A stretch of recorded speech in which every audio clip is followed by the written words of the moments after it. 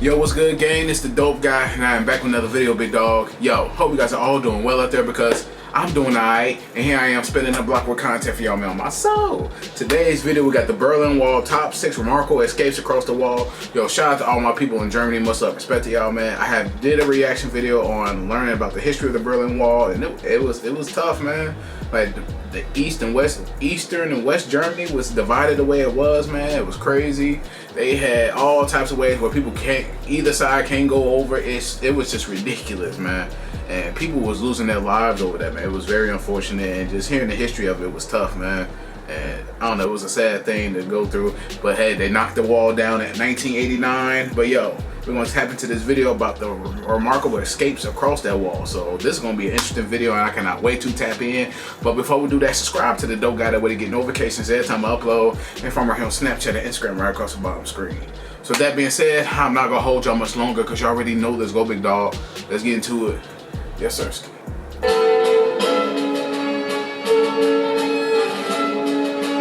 Let's get it.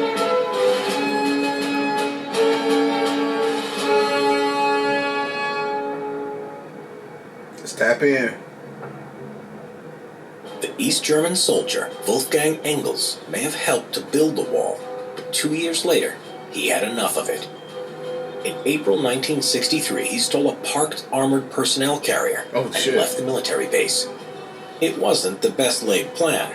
He simply planned to go directly through the wall with the tank. Wow. A few hundred meters from the border, he leaned out of the vehicle and offered bystanders a ride to the west, but no one joined him. You'd be scared as hell. Put his foot down and you're scared of the repercussions if you go over there, bro. He's being a rebel. He's wilding. You'll be scared too to even take that risk. Launched at full speed the tank into the concrete barrier. He didn't break cleanly through, and dramatically the exit door was still on the east side. Damn. He got out and climbed over the bonnet. Barbed wire. The guard who had arrived at the scene shot him at close range. Although he had been shot, he still managed to climb the wall, but got stuck on the barbed wire. Oh, damn. And the guard shot him again in the back. Finally, a West Berlin border guard who had witnessed the escape attempt returned fire to the east, buying Engels some time. But the fugitive lost consciousness on the wall. Damn. During the exchange of fire, some West Berliners rushed from a nearby pub and pulled Engels down to safety. If someone was caught making a violation of the borderline, border men were allowed to shoot them down without orders. How did it come to this? After the defeat of the Nazi regime in 1945, Germany was put under the control of the Allied forces with the US. British, French, and Soviets each having their own zones of occupation. Right. The Cold War incited a strong flow of emigration from the east to the west. So much so that in 1961, East Germany's communist leaders decided that a wall should be built around West Berlin to prevent their citizens fleeing to the west, and to prevent the intrusion of possible agents and spies.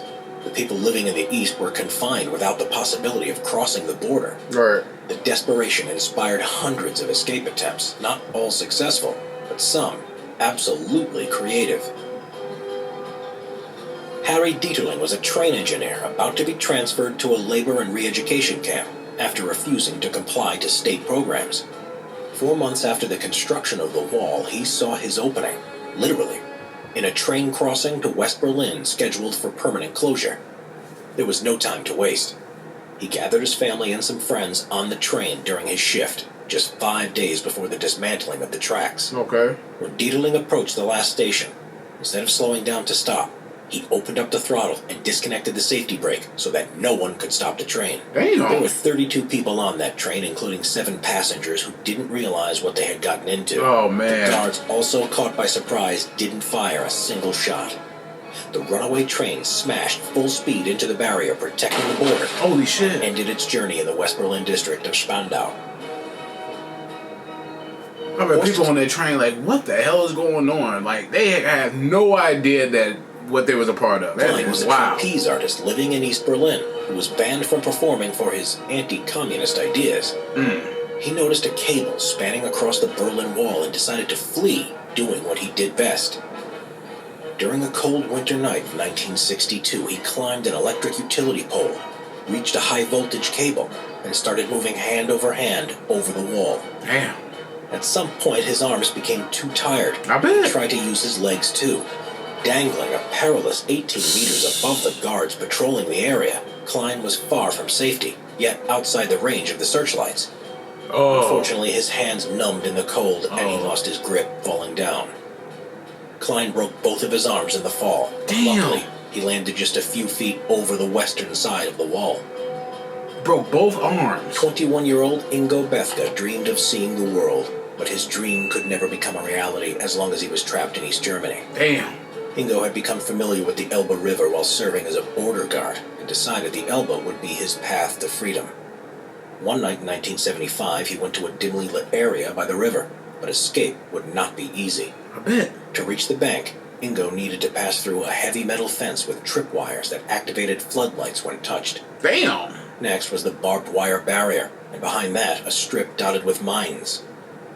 When he finally reached the riverbank, he blew up an air mattress and silently paddled to the other side. That's crazy. He did all that while having an air mattress, bro.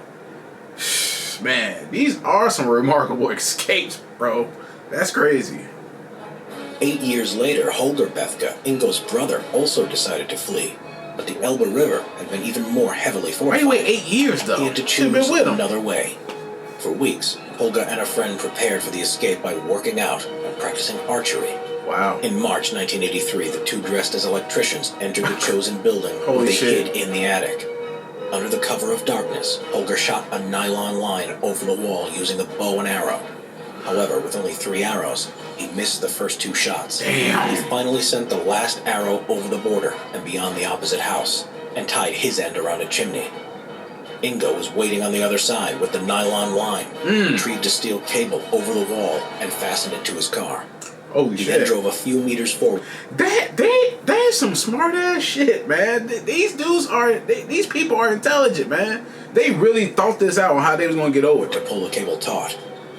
With the line prepared, Holger launched himself down the track, using the rope as a zip line, That's dope. hanging onto an iron pulley. Moments from freedom, Holger realized the line wasn't steep enough, and he came to a stop before the end of the line. Damn. Stranded on the cable, there was no going back. He had to move forward. Yeah. Use it. He Yeah. used his hands to push himself Yep. forward and found a balcony just below him, where he jumped into West Berlin. Yeah. Surveillance systems improved from year to year, and by 1989, escape was almost impossible.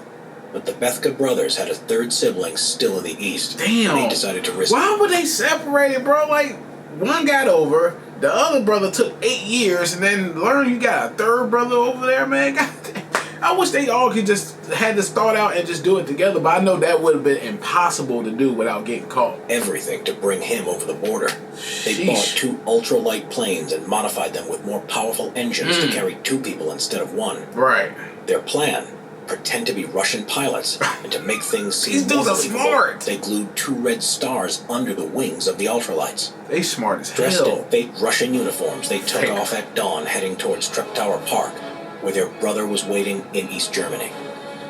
Flying over the border, the brothers had waged that nobody would dare to shoot down an identified Oh, no. object during the Cold War. And they retrieved Egbert and flew to the west, Oh, without fire. raising any suspicion. That's crazy. They got They him. took off. Egbert was haunted by a thought that all people who cross the border as refugees have. Leaving behind a whole life, your city, your people, and not knowing you'll ever be come able to back. meet them again. Yep. Hey, man, I ain't mad at them, bro, man. They did whatever they had to do. One got up. I don't know who's the oldest brother. It don't even matter at this point. One got over. I assume the one who left first is probably the older brother. Let's just say that. He got over.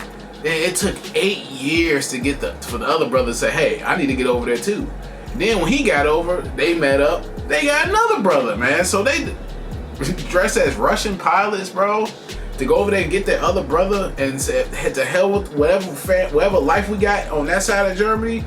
To hell with that, we're gone, man. That's crazy, bro. Those are some remarkable escapes. I just feel bad for the dude who stole the army tank and drove through it, and his door was still on the western side, I believe. Shit is diabolical, man. He ended up getting gunned down. This shit is crazy. Well, I don't know. Well, it didn't say he died. I don't know, but still. But yeah, man, that's tough. I don't know what the brothers, man. They really had figured, they really had thought this shit out. Like, they really thought it out, man. So shout out to them for even doing that. A lot of people won't even have the courage to even think of some shit to even get over the wall. So shout out to them. You know what I'm saying? Much love, respect, man. But the wall is knocked down. That was in '89, man. I know that was a difficult time. That was almost, what was like 20, 30 years that wall was up? That shit was diabolical, bro.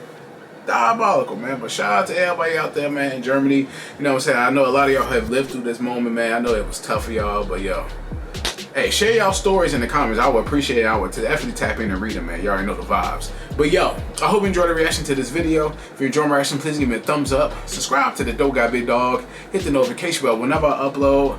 From right here on Snapchat and Instagram, right across the bottom screen. Any other videos you may check out, please comment to this video, my other videos, and leave likes and comments on all my videos to help grow the channel, help with the algorithm, for sure.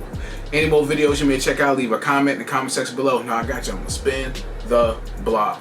But yeah, man, it's the Dope Guy, and I am out. Yes, sir.